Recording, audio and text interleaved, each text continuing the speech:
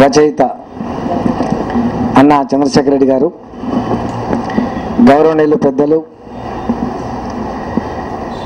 Are Vidyasagar Rao గారు, గౌరవనీయులు పెద్దలు నందిని సిద్ధారెడ్డి గారు, మా సహచర ఎమ్మెల్యే భిక్షపతి గారికి,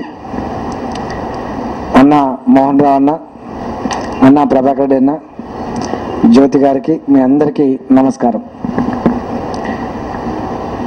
ఇవాళ వారికి పాట గాయకుడు కాదు, రచయిత అంతకంటే కూడా కాదు.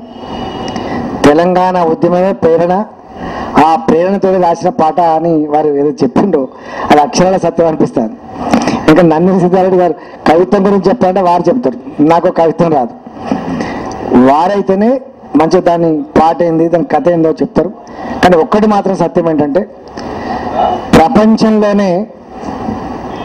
ప్రపంచంలోనే కష్టాన్నైనా, దుఃఖాన్నైనా, బాధనైనా, సంతోషాన్నైనా పాట రూపంలో చెప్పగలిగేటువంటి సాంప్రదాయం తెలంగాణ గడ్డ మీదనే ఉందని నేను విశ్వసిస్తా. ప్రతి దేశంలో జరిగేటువంటి విప్లవోద్యమాలకు కానీ, పోరాటాలకు కానీ పాటనే స్ఫూర్తినిచ్చింది, పాటనే ముందుకు నడిపిందని చెప్పి నేను భావిస్తా. తెలంగాణ ప్రాంతంలో ఎంత గొప్ప పాటలంటే, తెలంగాణ సాయుధ పోరాటంలో ఆ పోరాటం చేసేటువంటి యోధులకి స్ఫూర్తినిచ్చింది పాట. ఆ పాట ప్రజల్ని ఎడ్యుకేట్ చేసింది. మేము శ్రీకాకుళ పోరాటం గురించి చదువుతున్నప్పుడు అసలు గుళ్ళల్లో ఆ ప్రజల్ని ఎడ్యుకేట్ చేయాలంటే మాటలు సరిపోకపోతే పాటల రూపంలో చెప్పినప్పుడు చాలా గొప్పగా అర్థమైందని చెప్పి చరిత్ర చెప్తుంది. ఇవాళ ఇక్కడ కూడా తెలంగాణ పోరాటంలో కూడా జలసాధన క్యాసెట్ చూస్తే ఎంత గొప్పగా ఉంటుందంటే, ఎంత లైవ్, ఎంత జీవం ఉంటుందో ఆ క్యాసెట్. ఇవ్వచ్చు, వాళ్ళు డాక్టర్లు కావచ్చు, సంబంధం లేకపోవచ్చు, కానీ వారు మాత్రం అంటే కదిలిస్తుంది, వారిని సపోర్ట్ కొట్టినట్టు చేస్తుంది, వాళ్ళు ఎగిరినట్టు చేస్తుంది, వాళ్ళు దాన్ని తాళం వేసేటట్టు చేసేటువంటి పాట ఆ పాట. ఇవాళ తెలంగాణ ఉద్యమంలో ధూమ్ధాములు కానీ ఇతరత్ర కానీ మాటల కంటే ఎక్కువ ప్రజల్ని ఎడ్యుకేట్ చేసి చైతన్యవంతం చేసి ఇలా ఐక్యంగా ఉద్యమంలో ముందుకు తీసుకుపోయే దాంట్లో పాట పాత్ర చాలా గొప్పదని చెప్పి నేను భావిస్తా ఉన్నాను. ఇంతకుముందు రసమయ్య గారు కూడా క్యాసెట్ ఓపెన్ చేసి, ఆ క్యాసెట్ ఓపెన్ చేసిన ప్రాంతం ఎక్కడ అంటే పక్కా ఆంధ్రలో అడ్డా, అది పక్కా ఆంధ్రలో అడ్డ మీద ఆ పాట ఓపెన్ అయినప్పుడే నేను అనుకున్న విద్యాసాగర్ గారు ఇద్దరం మా ఎమ్మెల్యే గారు పోయి వచ్చినాం అంటే అక్కడ మన పాట ఓపెన్ అయిందంటే ఇవాళ గుండెలు జారిపోయినట్టు అనుకుంటాను నేను. ఇవాళ హైదరాబాద్లో ఉన్నటువంటి అసెంబ్లీ కేంద్రంలో మాతోటి ఎమ్మెల్యేలు మాట్లాడుతున్న పద్ధతి ఏంటంటే, ఇంకా ఏమున్నది సార్, ఇంకా ఎంతకని చెప్పి మమ్మల్ని హింస పెడతారు, ఇక చెప్పింది చాలు, పాడింది చాలు, తిట్టింది చాలు, ఇక అన్నదమ్ములాగా విడిపోదామనే పరిస్థితికి వచ్చిందంటే అంటే ఎంత గొప్పగా కదిలించిందో దాన్ని బట్టి అర్థం కాలే. ఇంకా ఎంతో కాలం లేదనిపిస్తుంది, అంటే వాళ్ళు కలిసి ఉండలేరేమో అనిపిస్తుంది.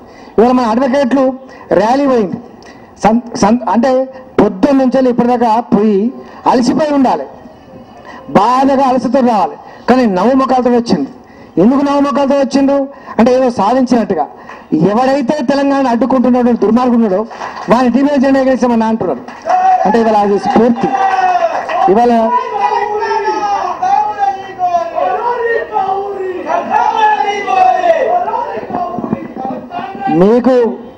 మీకు నడుస్తుంది కానీ మాకైతే నడదు.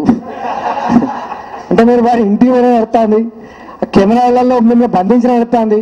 అంటే ఇప్పటికీ అంటే ఇది ఒక్క దగ్గరనే కాదు, నిజంగా మీరు బాగా కదిలించిన సన్నివేశాలు మీలో ఆర్ట్స్ కాలేజీలో ఆ ఉద్యమం జరుగుతున్నప్పుడు, ఆ విద్యార్థుల మీద దెబ్బలు పడ్డప్పుడు మొట్టమొదటిసారిగా ఉస్మానియా గేట్లను తోసి ఖబర్దార్ నా కొడుకులారా చెయ్యి పెడితే మర్యాద ఉందని చెప్పి పోవడమే కాకుండా ఆ విద్యార్థులకు అండగా ఉండి ఆ విద్యార్థులకు స్ఫూర్తినిచ్చి మేమున్నాం తమ్మి అని చెప్పి ఇచ్చేటువంటి భరోసా అయితే ఉందో ఇవాళ ఇంత గొప్ప చైతన్యానికి కారణం ఆ స్ఫూర్తి అని చెప్పి నేనైతే గుర్తు పెట్టుకుంటా.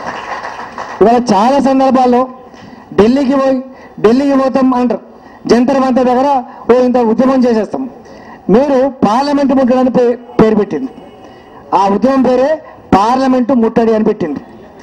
అసలు ముట్టడి అనగానే ఎక్కడైనా మూసేస్తారు.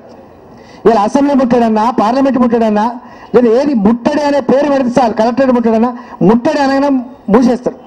కానీ నిజంగానే ఢిల్లీ దాకా పోనిచ్చింది మిమ్మల్ని, నిజంగానే పార్లమెంట్ను ముట్టుకొని ఇంకేం చేస్తారా అని చెప్పి సవాల్ వేసినటువంటి చైతన్యం కూడా మీ దగ్గర ఉంది. కాబట్టి ఇవాళ మా భిక్షపదాన్ని అన్నాడు, చంద్రశేఖర్ రెడ్డి గారు అంటారు ఎట్లా నడపాలో చెప్పంటే, ఎట్లా నడపానో మీ అడ్వకేట్లు చెప్తారు.